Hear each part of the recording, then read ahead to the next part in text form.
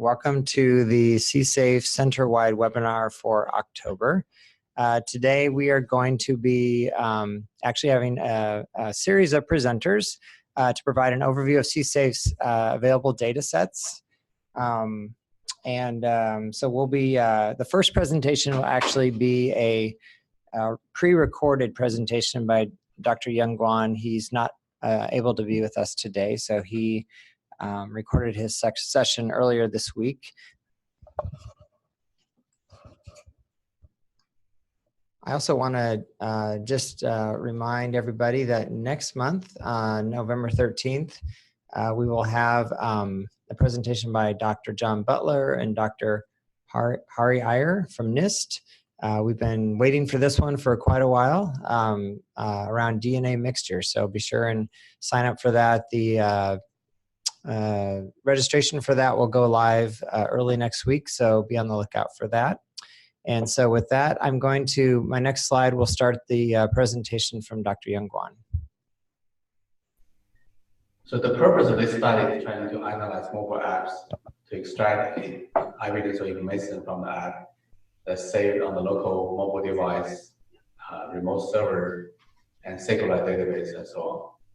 And so the same tool can be used to analyze and examine whether the mobile app has any hidden function.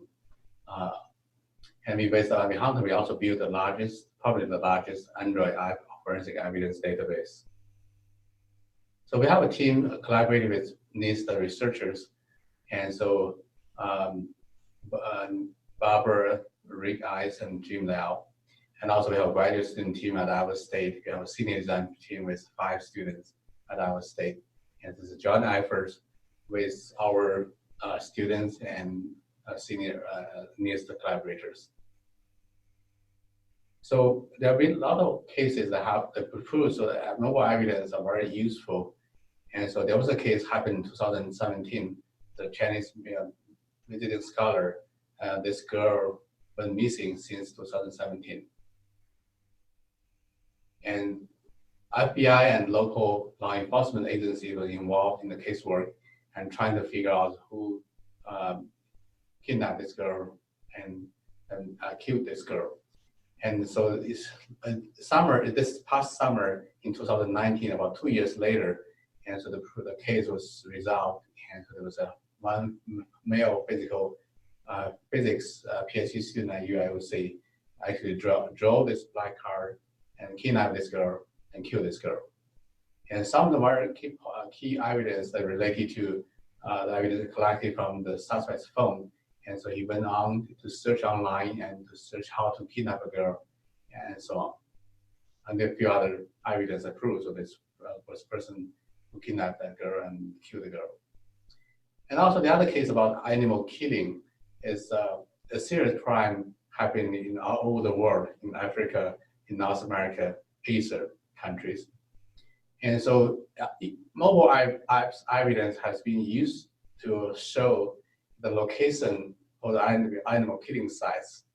And also from the suspect phone, the short text message and others that prove so there was a group of hunters involved in the animal killing case. And also there's another case proved to be useful using Snapchat evidence to prove is 2 persons are the criminals who killed, to assault and killed a kidnapping girl. So we understand that mobile device and mobile apps pose a lot of security risk. And so app itself, for example, the apps available from Google Play and Apple App Store, they are not risk-free. And many of them have hidden functions, exploitable vulnerabilities, malicious codes, and privacy violations. And so we also understand, so from forensic perspective, so the plethora and complexity of mobile apps make it very challenging to discover evidence with any meaningful error and completeness guarantees. And so looking at the Google Play Store itself, we have more than 1.8 million apps, and in this world, we found that more than 50 app stores, and people can download the app from. So the total number of apps already over 8 billion. And when we visited Houston Forensic Research Science Center, practitioners give us ideas, and they usually spend 1 day or 2 day time to work on one single case and investigating one mobile device. And so considering the time period, the time required to investigate a phone device, and so that means for one investigator, if the investigator doesn't take any holidays, any vacations, he can work at most 180 to 360 cases or devices. And considering the number of cases being handled, and so they cause a large backlog in most crime labs.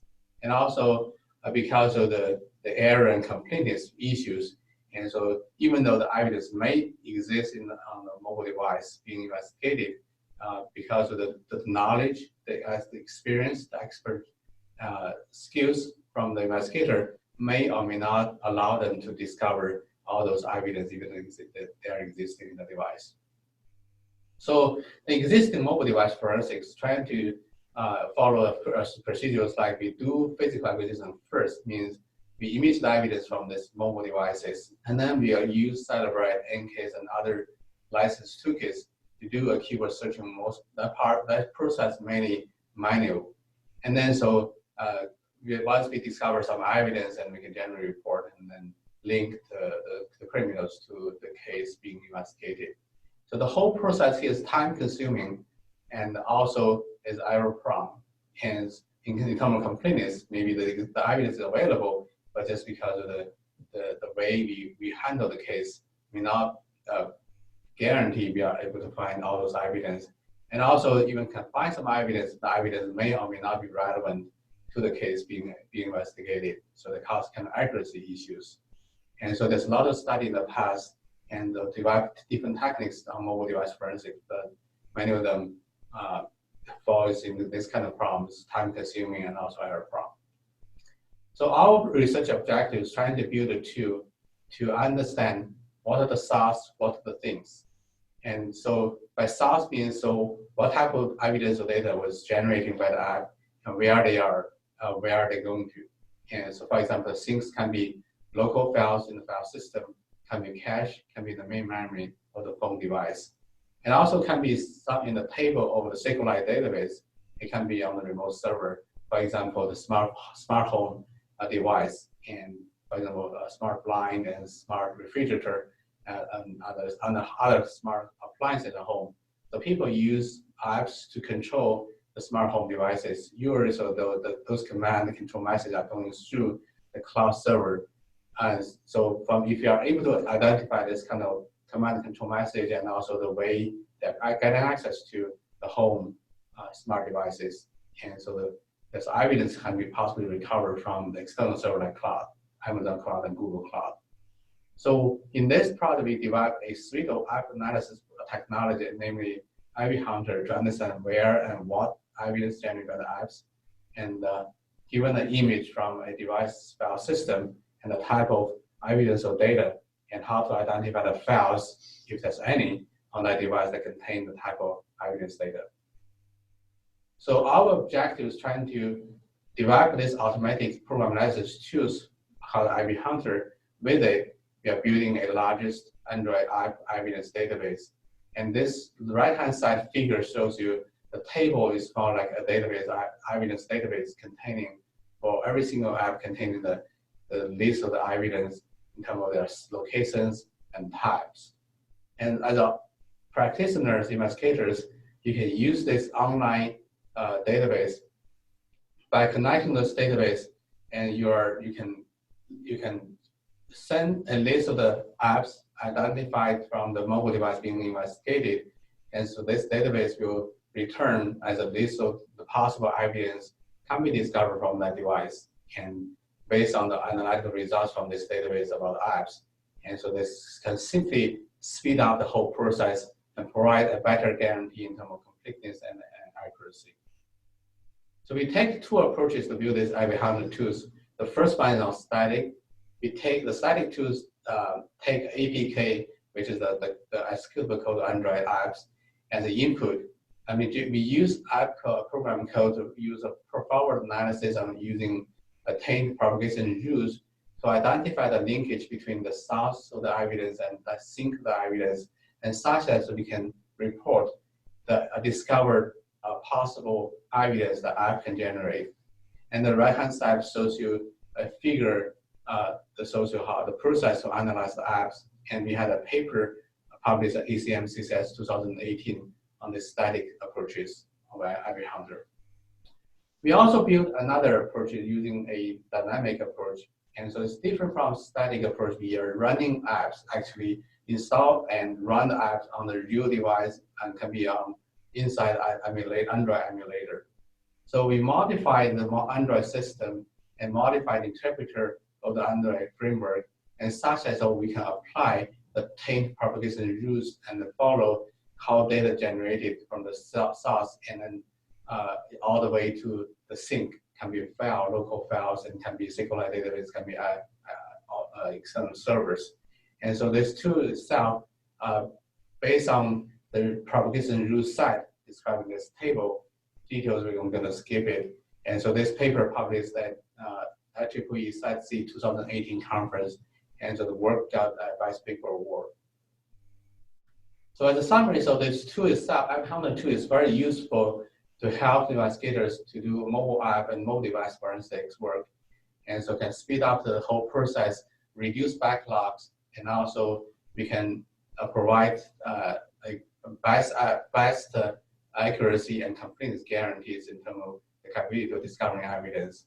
At the same time, so this IV Hunter tools can also be revised and extended into supporting mobile app writing to detect exploitable vulnerability of the apps, any hidden function in the app, malicious code, and possible privacy violations. And so we showed a tech demo at Houston Forensic Science Center and delivered a few webinars on IV Hunter tools to CSAFE partner crime labs. And also we did a few poster presentations at IEEE Symposium on Security and Privacy and other conferences. And so the picture as we showed here is our picture of when we saw the IV Hunter demo at Houston Forensic Center, the two investigators at a meeting in April 2017, April 17, 2019. And so again, we are building this database on the right-hand side table. And so this database itself will be released to the practitioners in the crime lab and law enforcement agencies.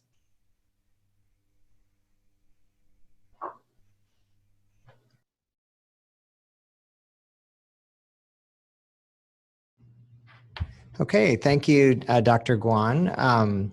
Again, that was a pre-recorded part. He can't be with us today, and now we're going to transition over to one of Dr. Guan's students, Justin Kennan. He's going to provide a real short live, sort of a live demo of the database. Hi. So this is kind of what you would kind of see for the forensic Android app database. This is kind of the welcoming screen. This is only a portion of what we actually have in the database, but you can see kind of what stores we're pulling from with our web crawlers. And if we go up here, we can search for some, I'm gonna pick one in particular. And you can see kind of some of the information we've gathered online. You can see the developers or actually go to the actual web page. But on the left, you can see some of the information that we've just gathered from the actual app stores. Nothing special here, but just kind of something from the websites through the web crawlers, so you can get kind of like the sizes and some of the permissions that's is actually needed for the app. And on the right, you can actually see the results of going through the IV Hunter tool in some of the evidence paths, including the evidence types and where they actually are, including some of the versions and the changes for each version. This is Google Play, so we only have really one version of that. But if you go to some other apps,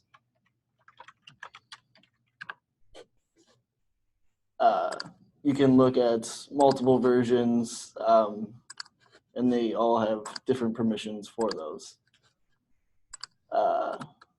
Kind of zoom through that, but that's kind of the main idea there.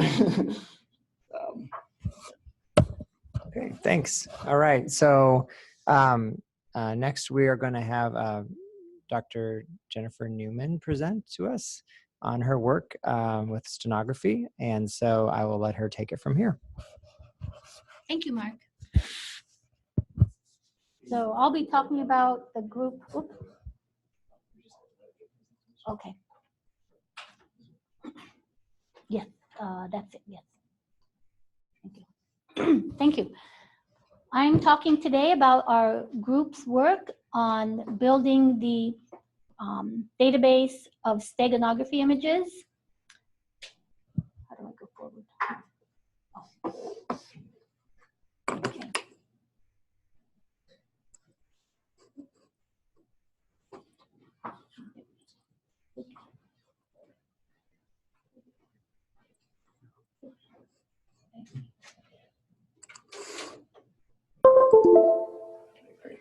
Oh, thank you. Okay. Okay, so we started this research out because there were a number of questions about whether or not there was a use for having a steganography database. And so we started looking around to see what types of steganography images were produced on mobile phones, because mobile phones are used a lot in forensic investigations, and the prevalence of mobile steganography wasn't known. We gathered 3 types of commercial software that we could find. One is Stego Hunt by Whetstone. DC3 has its own StegDetect. It's not actually a commercially available, but it's used by the Army military base, Army military lab. And then we collected Provost off the web. He has a program, it's probably almost 18 years old, called StegDetect. And so we gathered images produced by steganography mobile apps and ran them through these three detection softwares. And if you can see in table 5 that none of the 3 softwares could detect better than randomly guessing on the Stego images produced by a mobile app.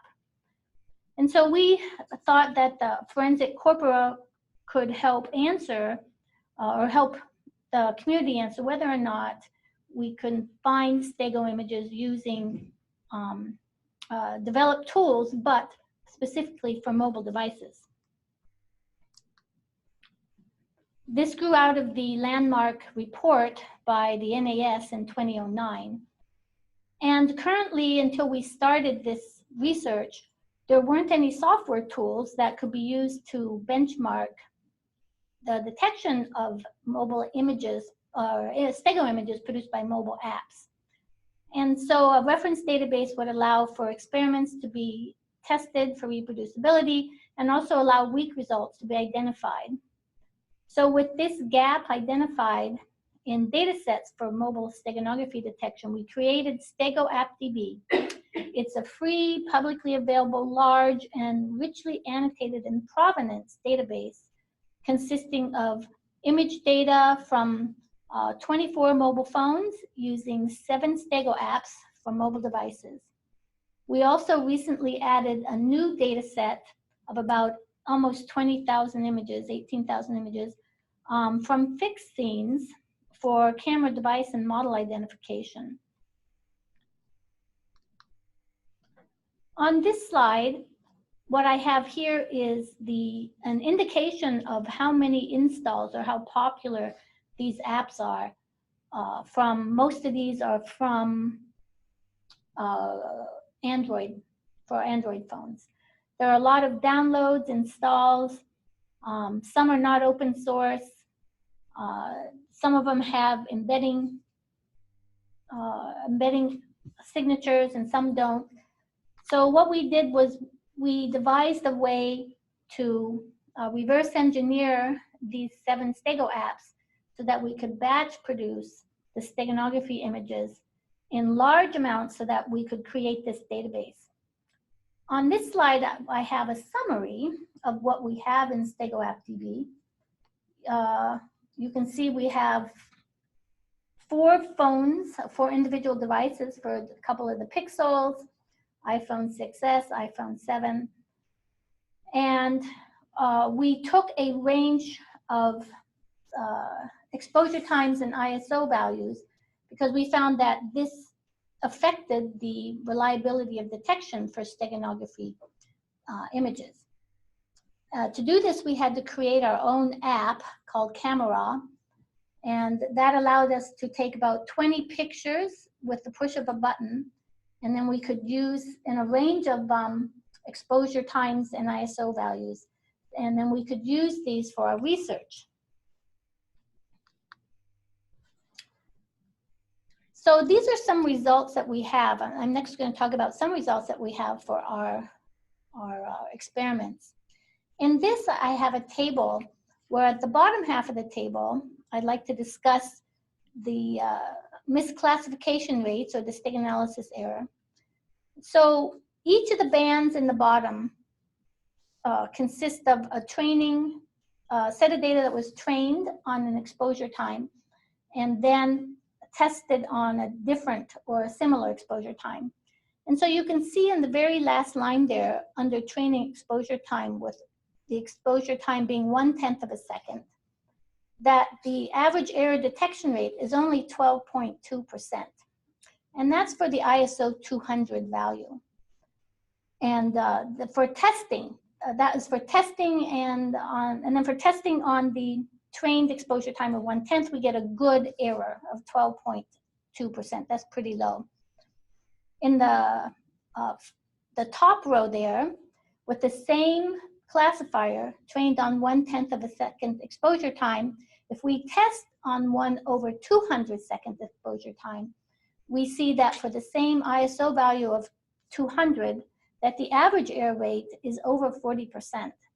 So what this tells us is that if you're training on data that includes different exposure times, you're going to get different error rates depending on what you're testing at. And we were able to do this because our database has a range of exposure times and ISO values. This hasn't been done before because almost all of the other databases have auto exposure, and auto exposure doesn't have as typically as a wider range of these exposure times for the image data. On this next slide here, we had another experiment where we had a selection of iPhone 7 devices, about 52, and we took pictures with those 52 iPhone 7 devices. Those we used as test data for some of our classifiers that were trained from one of our labs iPhones, the iPhone 7-1.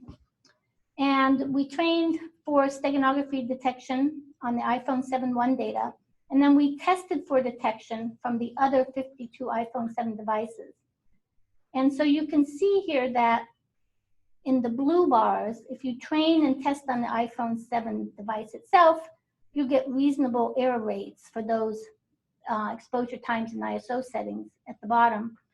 And if you test on the other 52 different iPhones, you also get fairly reasonable error rates.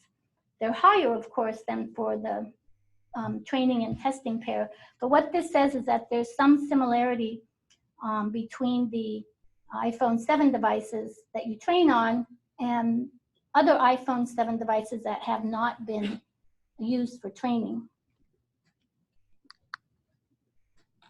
Another result that we had concerned training on one type of embedding algorithm, the LSB simple embedding algorithm, and then testing on some other LSB algorithms whose embedding algorithms were more complex. And so the WOW is another complex LSB embedding algorithm. But if you don't know what type of embedding algorithm you have, we decided to see if we could detect other LSB embedding algorithms with a simple LSB trained algorithm. And so, so what this slide shows is that if we take a classifier trained on LSB embedding and use an adjusted threshold for a Fisher linear discriminant classifier, that we can also detect the WOW embedding algorithms or WOW embedding data without the classifier having seen it, even though it's a completely different algorithm. So we call this algorithm mismatch, the algorithm mismatch problem. And we were able to show that under certain circumstances, you can get good classification of unseen data, Stego data, using a known algorithm that's simpler to train on. So the last several slides here, I'll talk about what is in the database. The slide I have here shows an entity relation diagram of the fields of data that are in the Stego App DB. So for every image on the left-hand side there, under the image fields, we have an ID, a file name, the format, some other properties of the image, width, height, the size of it, and so on. And you can see also there's a lot of other information, such as what camera took it, what exposure mode, what the white balance is, if it's a cover or Stego, and so on and so forth. So this is really a richly annotated set of image data that we're using here, and no other database that we've seen has such as a compilation of all the provenance data that was used to acquire image data. So this slide and the next one, I just have a couple of different sets of images that are in there. So this is typical of a regular scene. So you can see some pictures are dark, some are lighter. That's because of the ISO and exposure settings. And these are the 10 JPEG such images. We also have 10 DNG images. So those comprise the 20 that are taken with one shot. Okay, and then on this slide, this is one of the examples, again, of the 10 wide range of ISO and exposure times. But this particular data is one of the ones that was acquired for use for camera identification purposes. It also can be used for steganography, of course, but these particular sets of image data are acquired in this way. We have 100 different fixed scenes, and for each scene, we have 18 cameras, and each camera takes 20 pictures of the same scene. So for each 100 scenes, we have about 1,800 different images of the same image for the same scene. And this is useful in camera device identification. You need to have scene content the same so you can eliminate that as a factor in the process of identification. So this is my last slide, and what I have here is a picture of the web page. At the top is the address that you can go to and read more information about the web page. You can go directly to the database and do a search on it and download. If you want to download the entire database, there's a link for that. And if you have any questions, there's ways to contact us there. We're hoping that this database can be used for product development and further research on steganography as well as camera identification. Thank you. Okay, thank you. And so now we are going to be transitioning our last presentation today, and then we will have a few minutes for questions. So If you have questions, you can go ahead and type those in the chat box in your Zoom webinar, and we can get to those at the end. But we have Dr. Susan Vanderplas, and she is going to be talking about the shoe outsole impression database. Just give us 1 minute here and we'll get set up for this last presentation.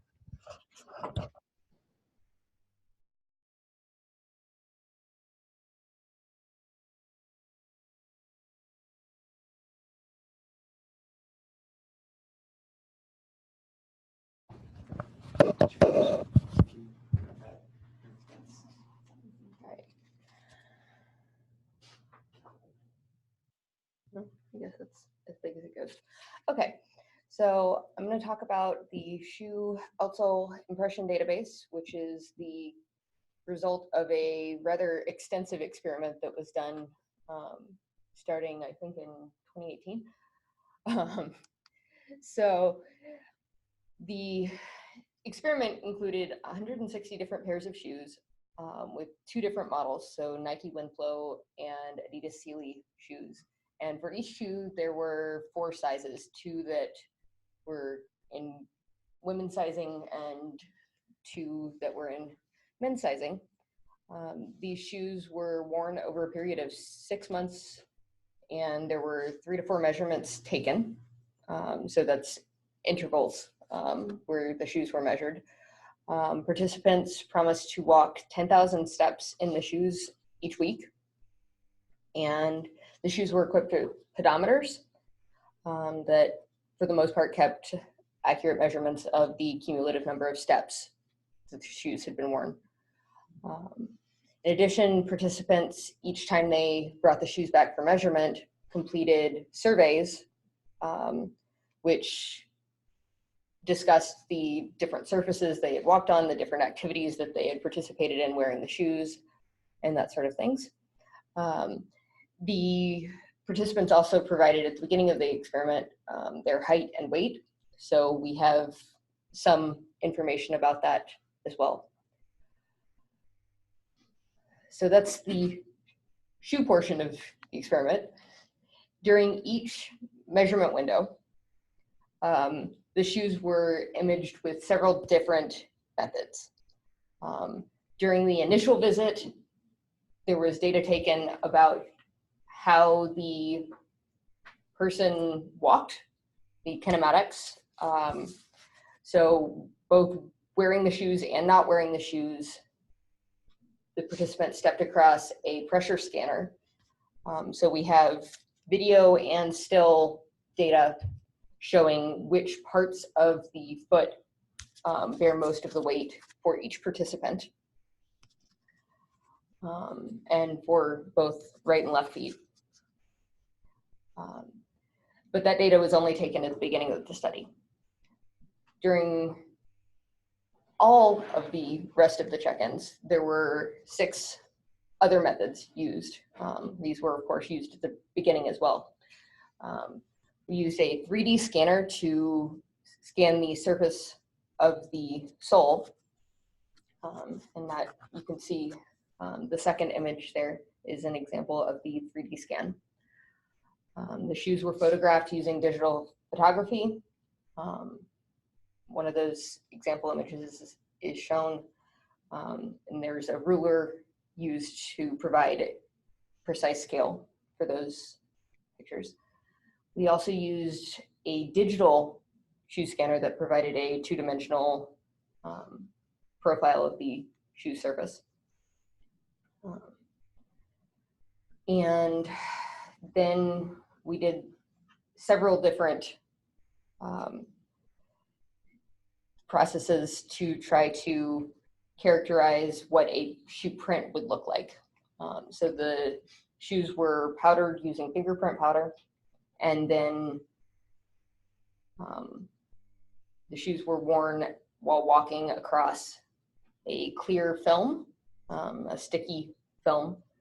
So that would be image 5. Walking across paper, and those prints also involve things like jumping, or stomping. So there's several different action prints as well for the paper variation on this procedure.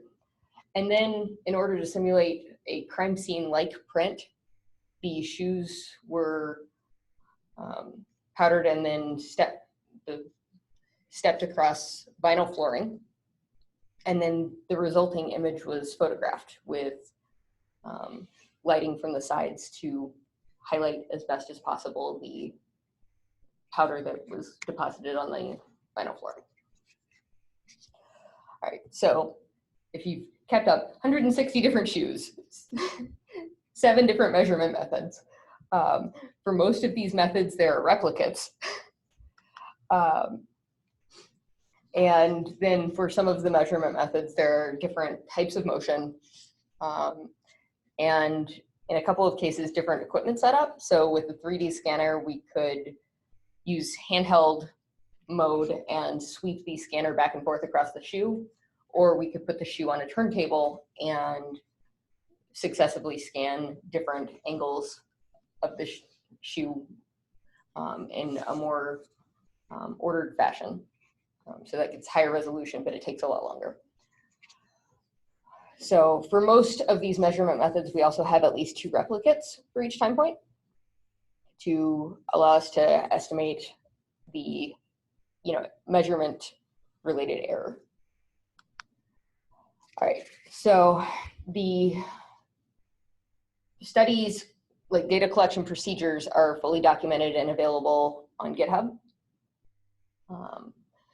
There's a fairly extensive description of the study on CSAFE's website, and I'm going to see if we can get this to work.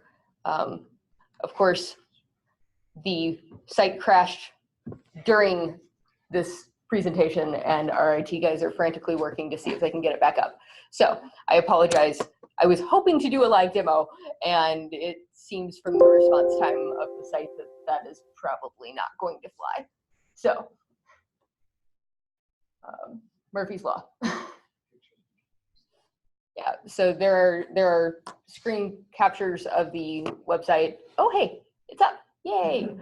All right, so the site is designed to allow you to query the different variables to obtain just the images that you want out of this really, really extensive collection of images. I think the whole data set is at least a terabyte.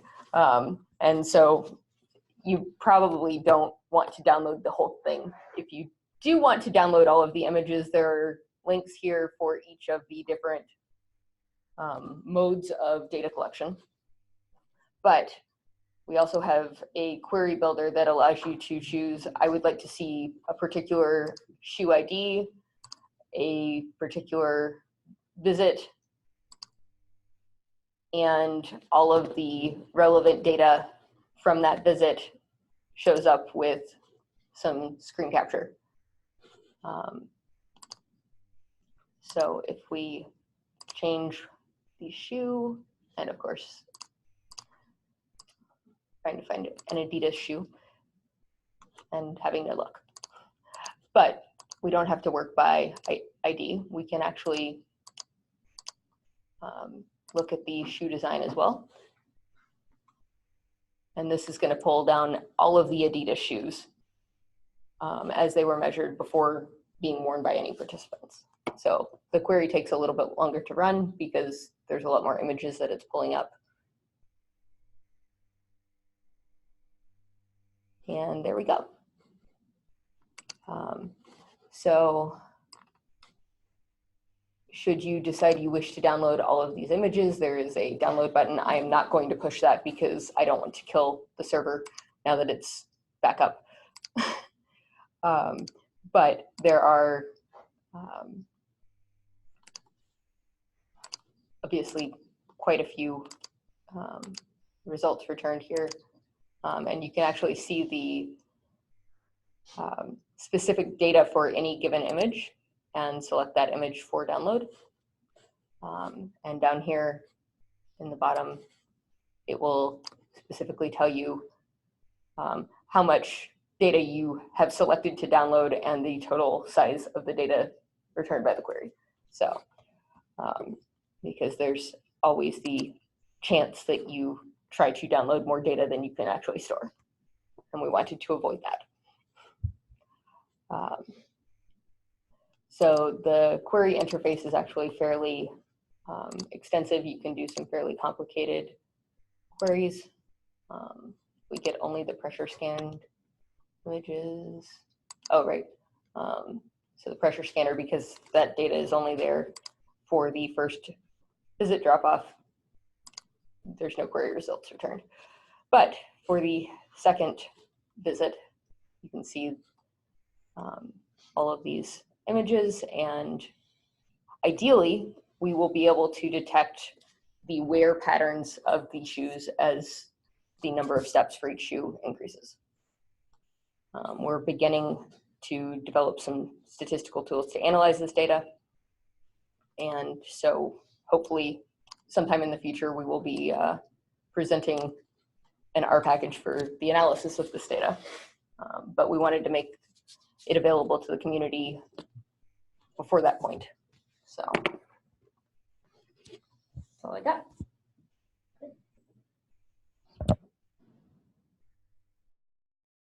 Okay, thank you, Susan. I don't see that we have any questions right now. So we're kind of coming to the conclusion here. We'll just give be online another minute here. If you have questions, you can raise your hand in the Zoom interface, or you can chat something in. Again, all of our presentations will be posted on our Forensic Stats YouTube channel, and we've got past presentations there too if you'd like to view them. We started these back in probably close to back the end of 2017. So we've got a number of presentations posted. You can go back and view those. Next month, November 13th, Dr. John Butler will be presenting on DNA mixtures. And so registration for that will go out early next week. And seeing that there are no questions, we once again want to thank you for joining us today. And we will hopefully see some of you back in November.